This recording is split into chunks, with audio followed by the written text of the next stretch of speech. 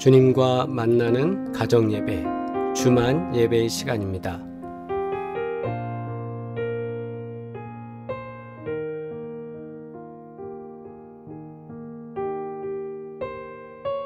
하나님, 저희들로 하여금 힘든 생활 가운데 있는 이웃을 보살필 수 있는 마음, 사랑을 나눌 수 있는 그 마음을 저희들에게 허락하여 주시옵소서.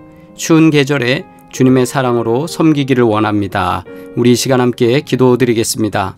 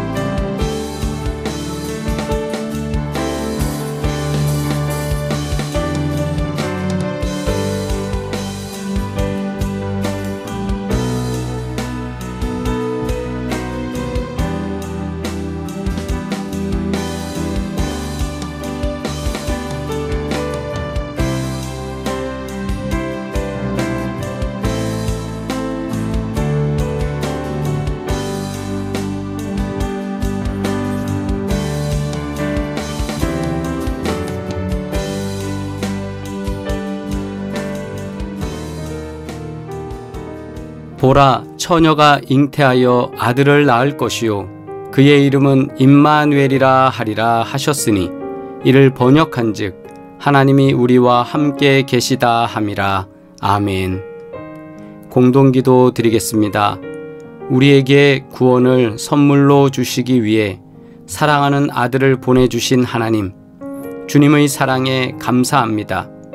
그리스도의 핏값으로 영원한 생명을 얻고 하나님께 경배하게 하셨으니 언제나 주님께 영광 돌리게 하옵시고 성령님의 이끄심을 따르게 하옵소서. 예수 그리스도의 이름으로 기도합니다. 아멘. 온 가족이 주님과 만나는 가정예배, 주만 예배의 시간입니다. 오늘도 거룩하신 주님께 예배드리며 살아 역사하시는 하나님의 귀한 은혜가 각 가정에 임하기를 주의 이름으로 축원합니다. 찬송가 15장 하나님의 크신 사랑 찬양 드리겠습니다.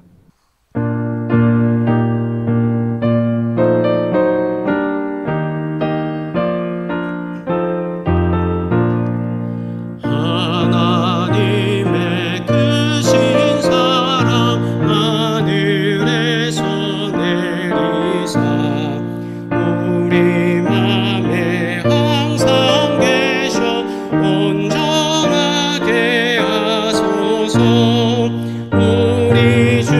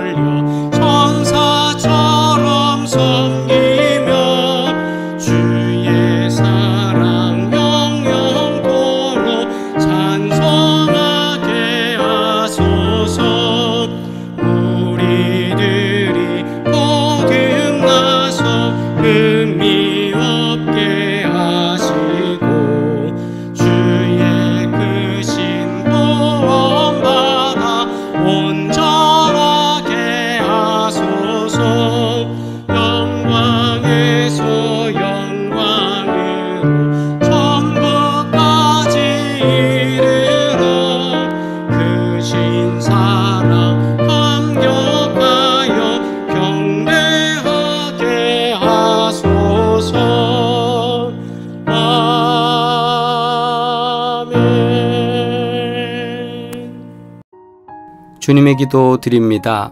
하늘에 계신 우리 아버지여, 이름이 거룩히 여김을 받으시오며 나라가 임하시오며 뜻이 하늘에서 이루어진 것 같이 땅에서도 이루어지이다. 오늘 우리에게 일용할 양식을 주시옵고 우리가 우리에게 죄 지은 자를 사하여 준 것 같이 우리 죄를 사하여 주시옵고 우리를 시험에 들게 하지 마시옵고 다만 악에서 구하시옵소서. 나라와 권세와 영광이 아버지께 영원히 있사옵나이다. 아멘. 하나님의 말씀 이사야 11장 1절로 9절 말씀 함께 합독하시겠습니다. 이새의 줄기에서 한 싹이 나며 그 뿌리에서 한 가지가 나서 결실할 것이요 그의 위에 여호와의 영 곧 지혜와 총명의 영이요 모략과 재능의 영이요 지식과 여호와를 경외하는 영이 강림하시리니 그가 여호와를 경외함으로 즐거움을 삼을 것이며 그의 눈에 보이는 대로 심판하지 아니하며 그의 귀에 들리는 대로 판단하지 아니하며 공의로 가난한 자를 심판하며 정직으로 세상에 겸손한 자를 심판할 것이며 그의 입에 막대기로 세상을 치며 그의 입술의 기운으로 악인을 죽일 것이며 공의로 그의 허리띠를 삼으며 성실로 그의 몸의 띠를 삼으리라. 그때에 이리가 어린 양과 함께 살며 표범이 어린 염소와 함께 누우며 송아지와 어린 사자와 살진 짐승이 함께 있어 어린 아이에게 끌리며 암소와 곰이 함께 먹으며 그것들의 새끼가 함께 엎드리며 사자가 소처럼 풀을 먹을 것이며 젖 먹는 아이가 독사의 구멍에서 장난하며 젖된 어린아이가 독사의 굴에 손을 넣을 것이라. 내 거룩한 산 모든 곳에서 해됨도 없고 상함도 없을 것이니 이는 물이 바다를 덮음같이 여호와를 아는 지식이 세상에 충만할 것임이니라. 아멘. 하나님께서 주신 말씀을 통해 왕으로 오실 그리스도라는 제목으로 함께 말씀 나누겠습니다. 오늘 본문 말씀 이사야 11장은 남왕국 유다의 불의한 왕 아하스의 통치 시절을 배경으로 하고 있습니다. 아하스는 북왕국 이스라엘을 차지하기 위해서 아수르에게 조공을 바쳤고 북이스라엘을 공격하게 만들었습니다. 그런데 참 아이러니하게 이것이 결국 유다까지 아수르의 위협 앞에 몰아넣는 어리석은 선택이 되고 말았습니다. 이런 악한 왕 아하스의 통치 아래에서 백성들은 고통을 겪을 수밖에 없었습니다. 이때 선지자 이사야는 하나님이 유다에게 선한 왕을 보내시고 그 나라를 새롭게 하실 것을 예언했습니다. 구약 성경은 앞으로 오실 메시아에 대한 증거입니다. 구약에 예수님이 오신다는 것을 계속 예언을 통해 선포하고 있습니다. 그리고 신약은 이미 오신 메시아, 즉 예수님이 탄생하신 것에 대한 증거로 우리들에게 전달되어지고 있습니다. 구약의 많은 예언의 성취로 인해 초림하신 예수 그리스도의 역사를 통해서 이제 재림을 약속하신 주님의 말씀을 의심치 않고 믿으며 재림을 준비하는 믿음을 소유하시기를 주의 이름으로 축원합니다. 첫째, 다윗의 후손으로 오신 그리스도입니다. 이사야 선지자는 이새의 줄기에서 한 싹이 날 것이라고 예언했습니다. 이새가 다윗의 아버지이므로 메시아가 다윗의 자손으로 이 땅에 오실 것을 의미하고 있는 겁니다. 야곱은 죽기 전에 이스라엘 지파를 이룰 아들들에 대해서 언급하면서 규가 유다를 떠나지 아니하며 통치자의 지팡이가 그 발 사이에서 떠나지 아니하기를 실로가 오시기까지 이르리니 그에게 모든 백성이 복종하리로다 라고 했습니다. 이는 메시아가 유다 지파 자손으로 오시리라는 의미를 포함합니다. 하나님은 유다 지파의 다윗을 이스라엘의 왕으로 세우시고 그에게 시편 89편 4절의 고백과 같이 내가 내 자손을 영원히 견고히 하며 내 왕위를 대대에 세우리라 하는 약속, 그것을 그는 얻게 됩니다.